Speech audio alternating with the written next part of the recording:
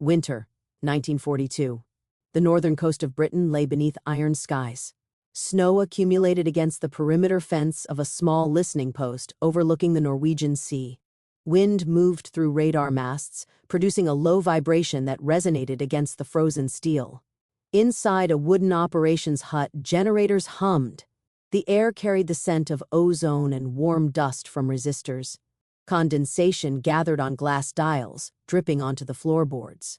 At one end of the room, a young wren sat before an oscilloscope, headphones pressed tight against her ears. The faint pulse of radar echoes traveled through the static.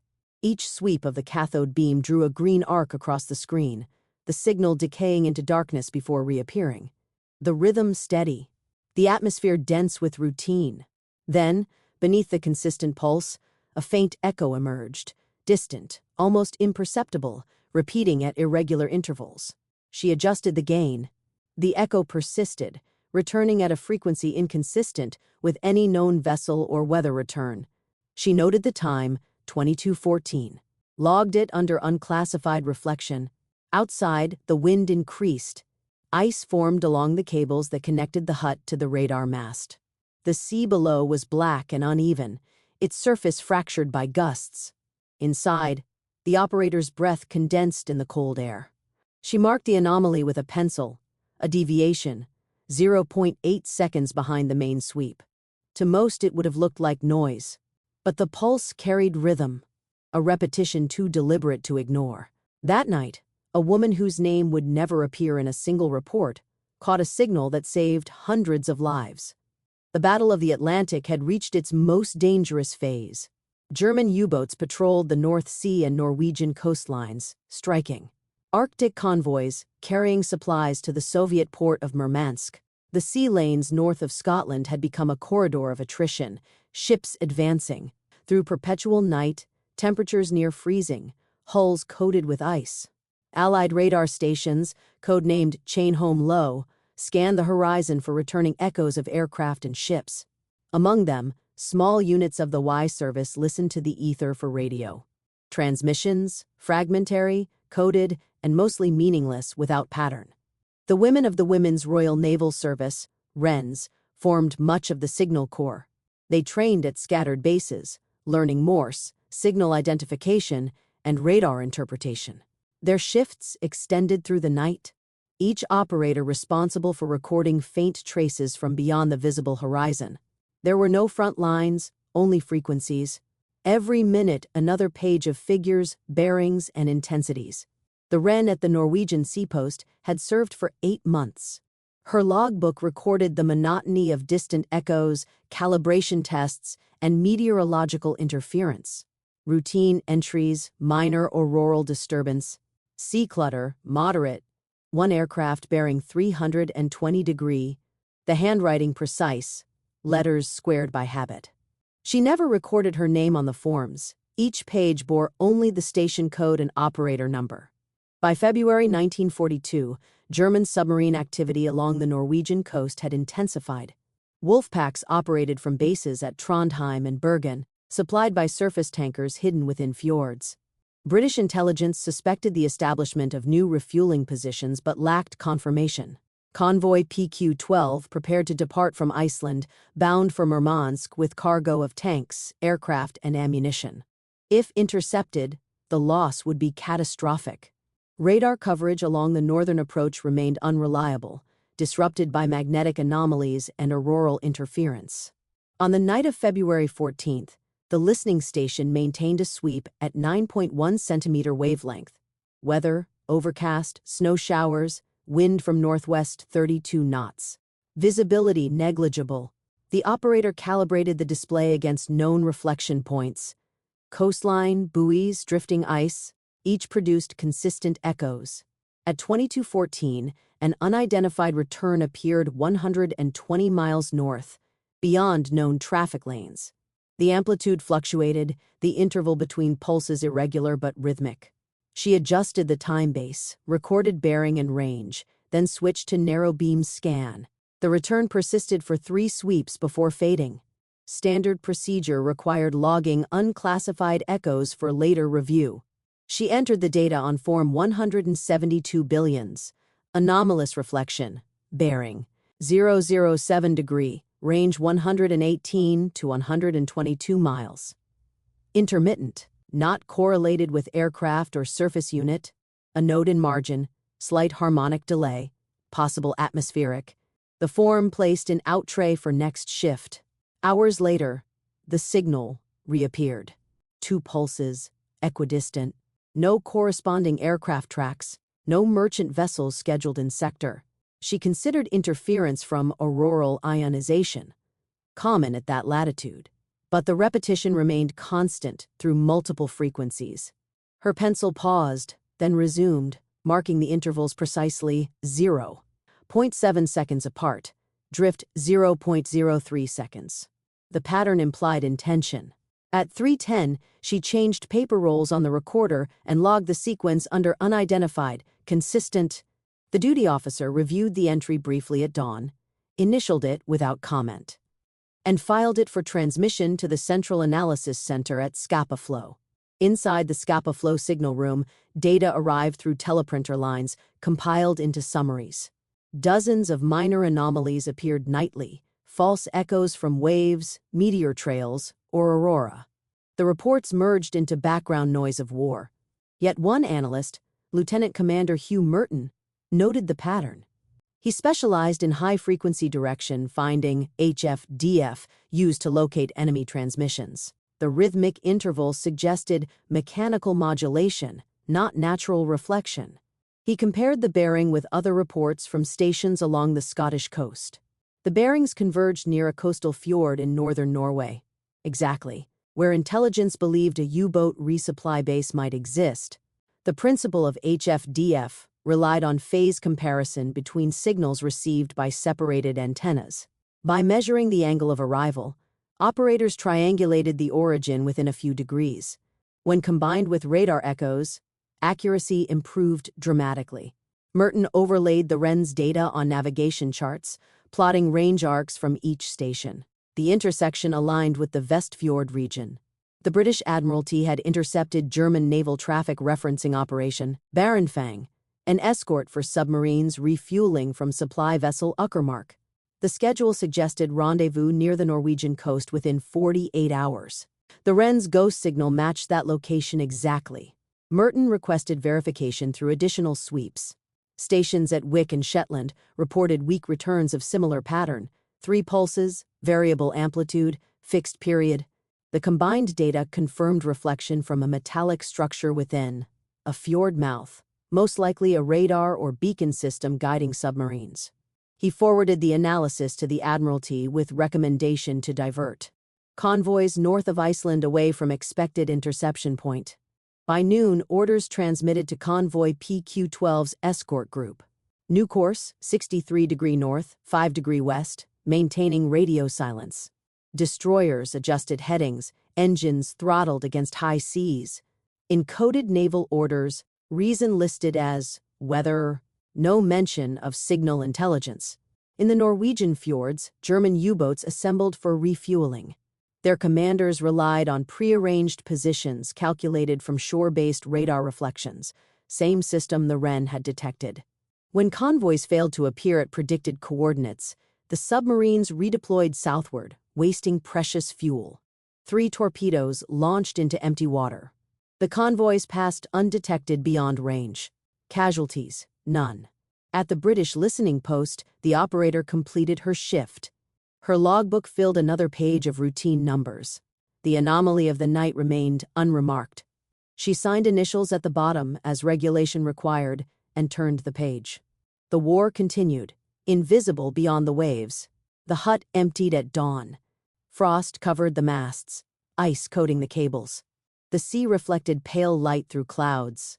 Equipment powered down to standby, cathode screens fading to black. The REN walked across the compound to the barracks, uniform stiff with cold. She would never know that the faint pulse she recorded redirected an entire convoy. The sea that winter was a landscape of iron. Convoy PQ-12 advanced through shifting ice floes, 21 merchant ships escorted by destroyers and the heavy cruiser Duke of York. Snow blurred the horizon. Radar screens flickered with echoes of storm waves, each return shaped like a threat. Beneath the surface, temperature gradients bent sonar, masking sound. The ships altered course according to the new directive received from Scapa Flow. No explanation given. Engines vibrated under strain. Crews wrapped tools in rags to prevent freezing to metal. South of Bear Island, 5 U-boats waited. They had received orders from Trondheim based on calculated convoy routes. The coordinates derived from the same beacon whose harmonic reflection had been logged as unclassified. Each submarine surfaced briefly to recharge batteries. Diesel exhaust rose through snow like smoke from an unseen town. At 1740, a periscope broke the surface, searching for silhouettes against the gray light. None appeared. Hydrophones detected only distant weather, the hiss of waves, no propeller beats. The submarines repositioned, wasted fuel, and lost cohesion. When aircraft from Ark Royal later patrolled the area, they found only turbulence on the water. By the time PQ-12 reached Murmansk, not one ship had been lost. Admiralty communiques credited improved convoy discipline and the new radar picket procedures. The listening stations received no mention. The form that contained the anomaly report was filed under routine anomalies. No action required. It remained in a drawer until the end of the war. The Wren returned to duty the following night. Headphones cold against her skin, she monitored frequencies as snow fell against the window. Each sweep of the radar produced its familiar arc, the pulse steady and clean. Her pencil hovered over the logbook, recording bearings, amplitudes, timestamps. Nothing unusual occurred. The page filled with precision, not narrative. She completed the shift, turned off the equipment, and left without comment. The machine continued to hum after she was gone, the residual static dissolving into the atmosphere. Throughout 1942 and 1943, the WWII service expanded across Britain and Iceland.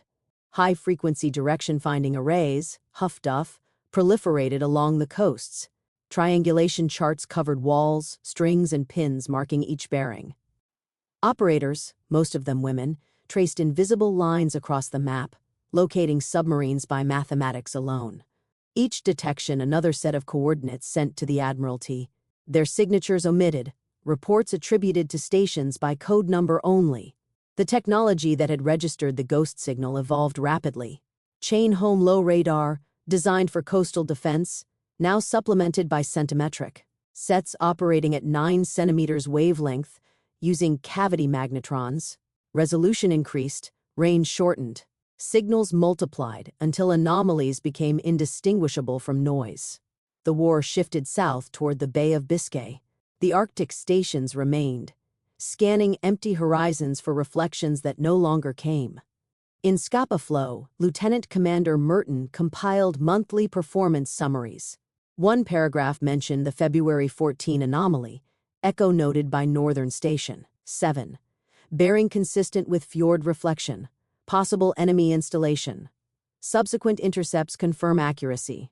The note marked with an asterisk, then crossed through in red pencil during editing. The report filed as confidential number 6440 Years later, its author would not recall the operator's name, only that she had been one of the quiet ones. By 1944, improved decryption of Enigma traffic made radar anomalies less critical. Convoys rerouted by intelligence derived from code breaking rather than atmospheric echoes. The listening posts continued out of necessity but faded from strategic attention. Personnel rotated, equipment relocated. The original hut overlooking the Norwegian Sea decommissioned in spring 1945. Power lines cut, aerials dismantled, logs boxed and transferred to a naval storage facility in Dunfermline. Among them, Form 172 billions remained sealed inside an envelope labeled Station 7. MISC.